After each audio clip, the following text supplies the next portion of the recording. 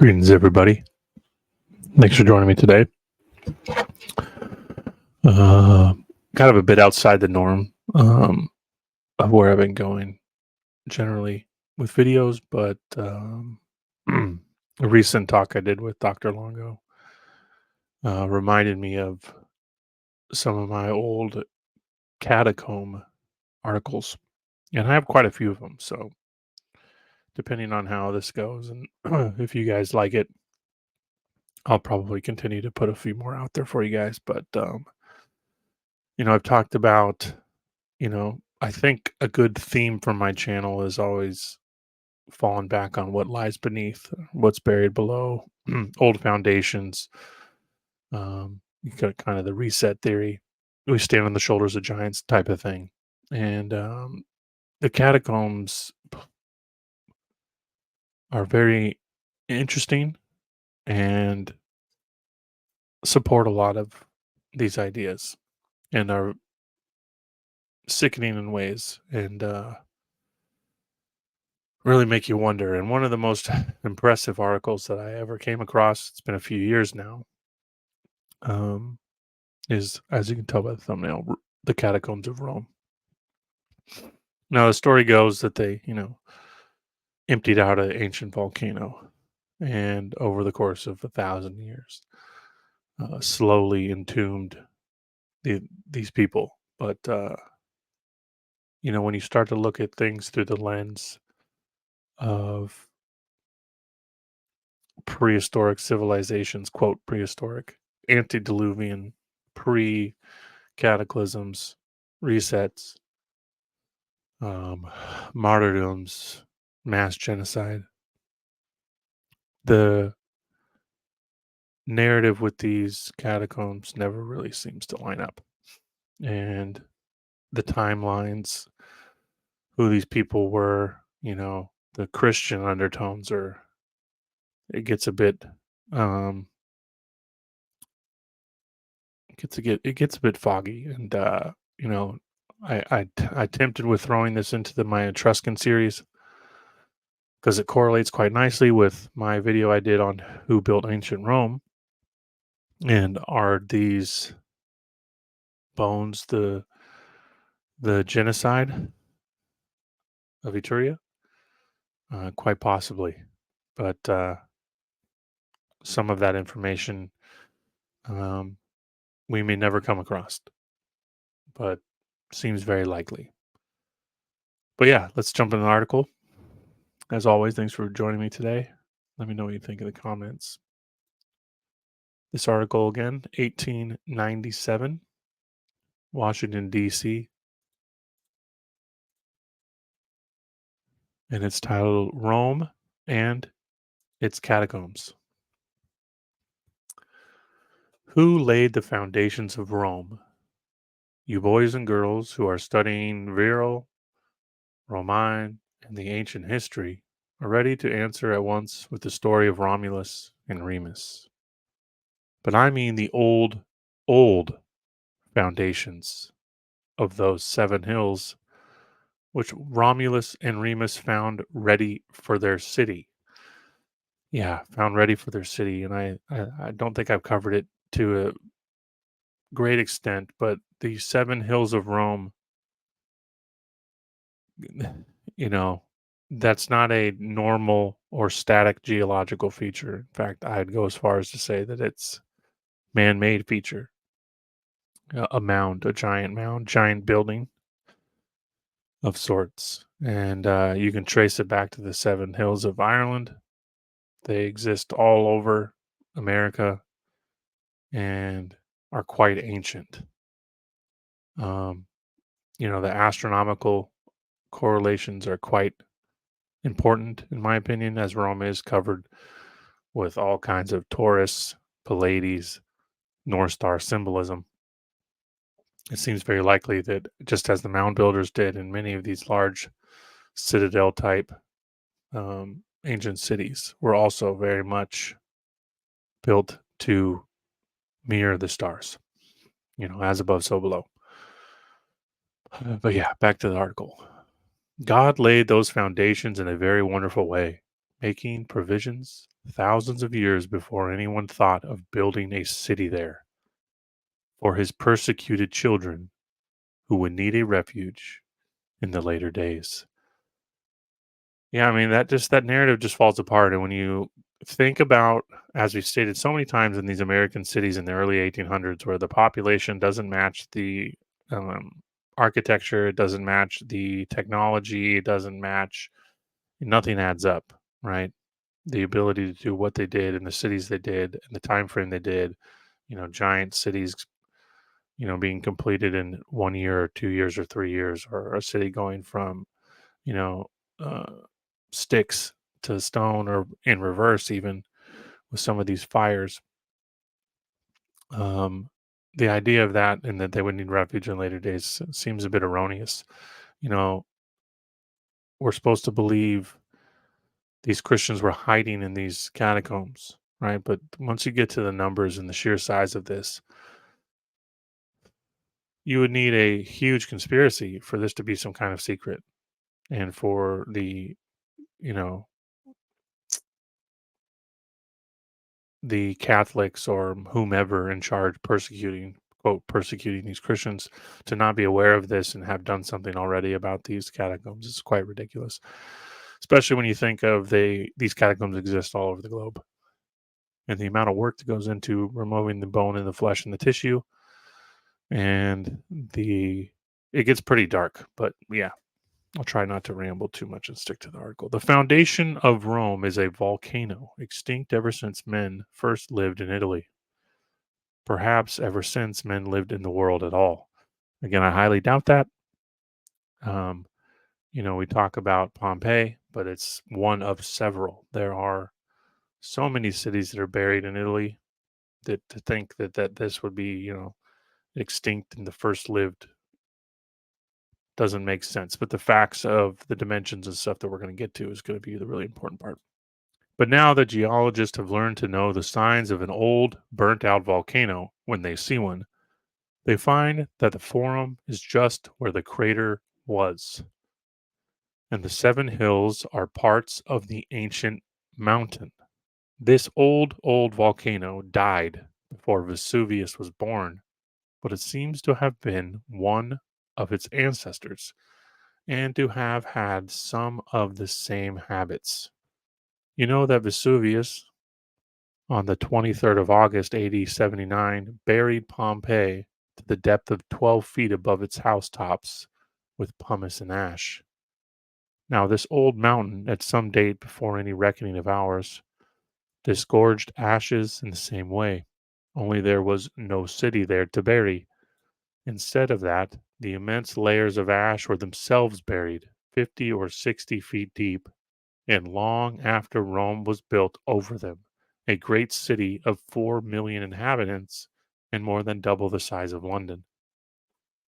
Now, for people new to my material, um, I've covered that many of the cities of the world are built on one, two, or three, sometimes four different layers of civilization, and that Rome is no different. So to say that this is the base, and that the city that we look up as to Rome now, and that they're describing in this city, would be built on top of the ash, is ridiculous. They were finding buried tombs and crypts and all sorts of stuff under almost every building in the early 1800s. So, what happened?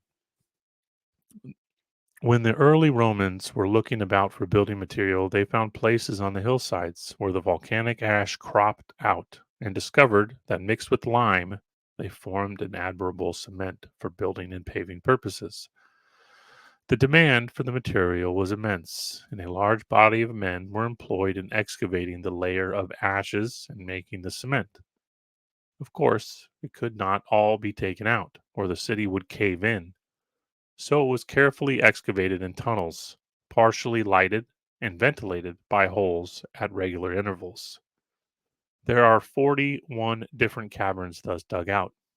They are called catacombs, and the two largest are of undying interest to the Christian world, because during the persecutions under the Roman emperors, when there was no spot of Roman earth where a Christian was safe, These subterranean caves became their inaccessible stronghold.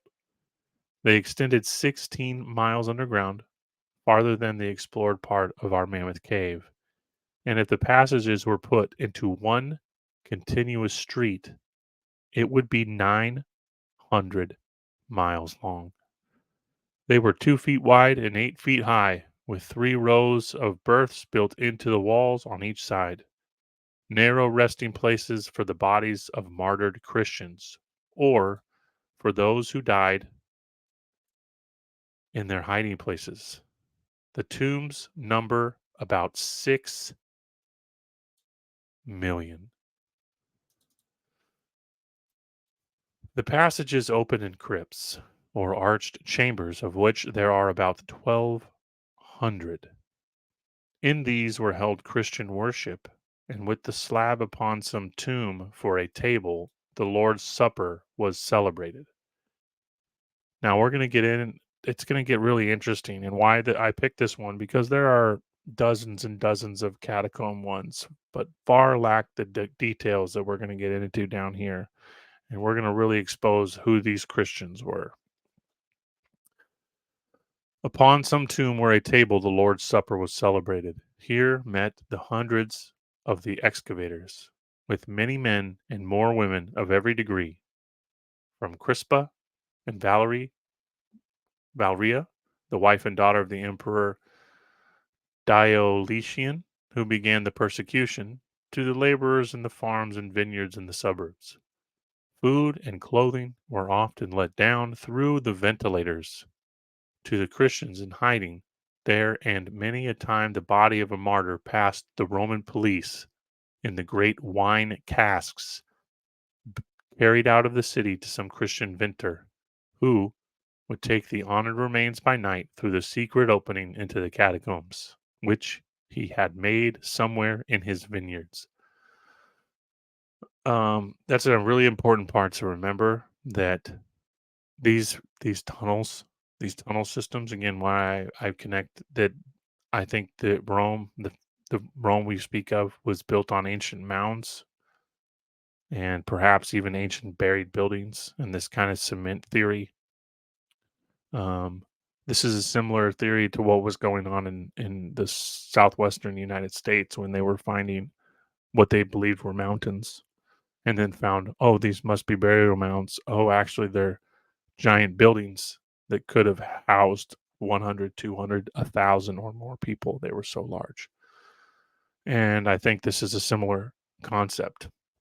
When we get to my Ohio and Almost America episode, we're going to talk about Cincinnati, the city of Seven Hills, and how that whole city is crisscrossed with catacombs that look very similar to Rome. In fact, they ended up being bricked up much of the distance of them for the sake of strength and perhaps earthquakes or who knows what kind of events.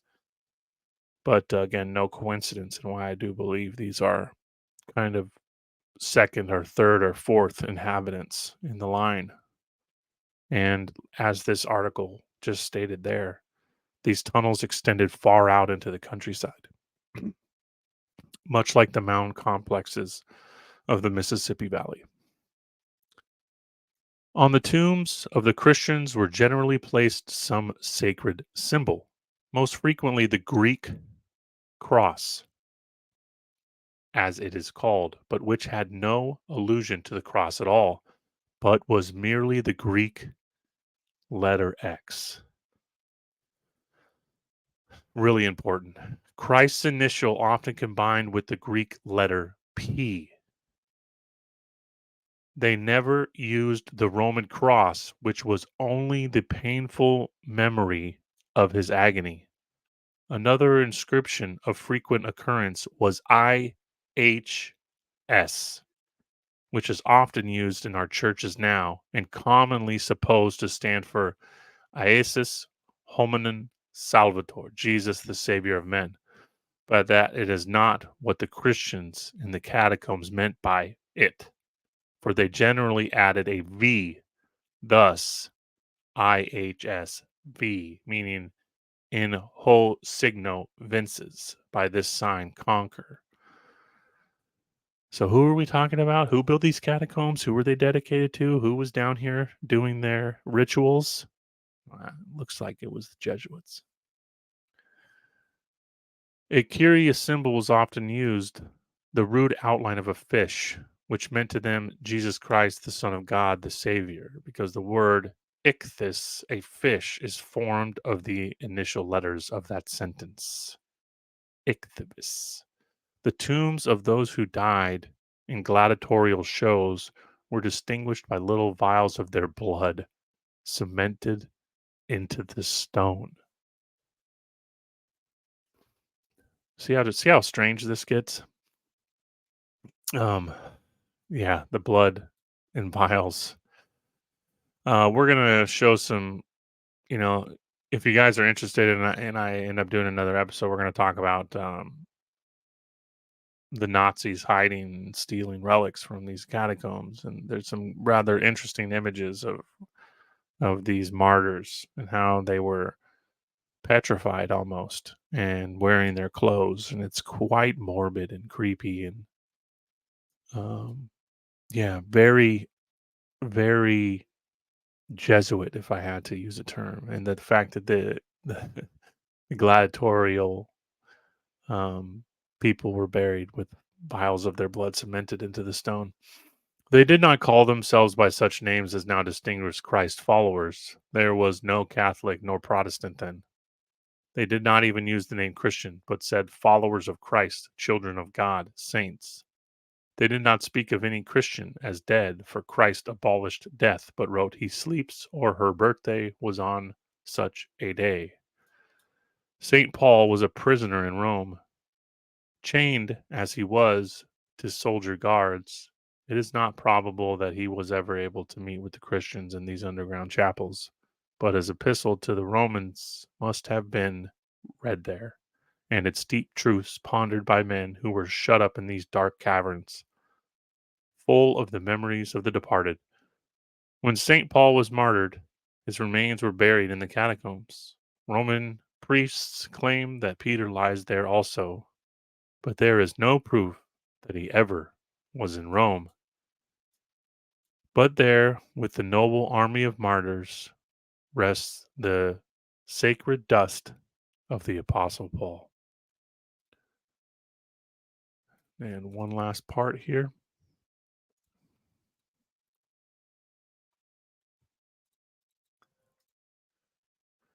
Low roof of the crypt is the high altar in that magnificent cathedral of St. Peter, whose wonderful dome rises higher into the air than even the pyramids and is the most lofty erection ever made by man. Now, it really makes you think about the idea of the cathedral, right? Think of these mounds as man made. And, you know, maybe later on too, we'll do a overlay of the star system and we'll talk about the Pleiades and what these seven hills, Mars, all these different planetary names. The correlation there is also very important. So, and perhaps we'll go more kind of esoteric or astrotheological, and we'll talk kind of about perhaps why they would build these um, buildings on these mounds far later than they originally were constructed. So, like I said, it rises higher in the air than even the pyramids, and it's the most lofty erection ever made by man. Over the catacombs also stands the Vatican, the Pope's thousand-chambered palace, whose buildings, with the guards belonging to them, gardens, cover as much ground as the city of Turin. Over the silent city of the dead stands palace and street, tower and ruin. There is that vastest ruin of the Colosseum, which was in Rome while Vesuvius was yet a green innocent hill. Its master builder became a Christian, was martyred within it, and is buried in the catacombs beneath. Whatever wars and tumults rage in Upper Rome, whatever questions vex her rulers and disturb Christendom, there is a quiet abode where God giveth his beloved sleep, and out of whose dark gates shall come at the resurrection a glorious procession. the true immortals, the victorious army, the kingliest kings of Rome. Whew. Yeah. Um, Interesting to say the least. And, there's a lot of interesting videos out there, kind of in this revisionist history world that go deeper into the catacomb concept and explore a lot of um, of what I've been saying here, but in a little bit deeper um, context. But the IHS, um, I'm going to pull this up quick. We're just going to go breeze through Wikipedia real quick so you can kind of see the symbols in your mind that we were just discussing, their meanings, kind of how they've, in my opinion, changed a little bit over the years. There's the P. Here's a kind of a similar symbol. Um, the X, the antiquity, in antiquity, the cross, the instrument of Christ's crucifixion, was taken to be T-shaped, while the X shape, chimus, or less commonly chiasm, is a reversal of grammatical structures in successive phrases or clauses. Ah, so you could see the kind of right.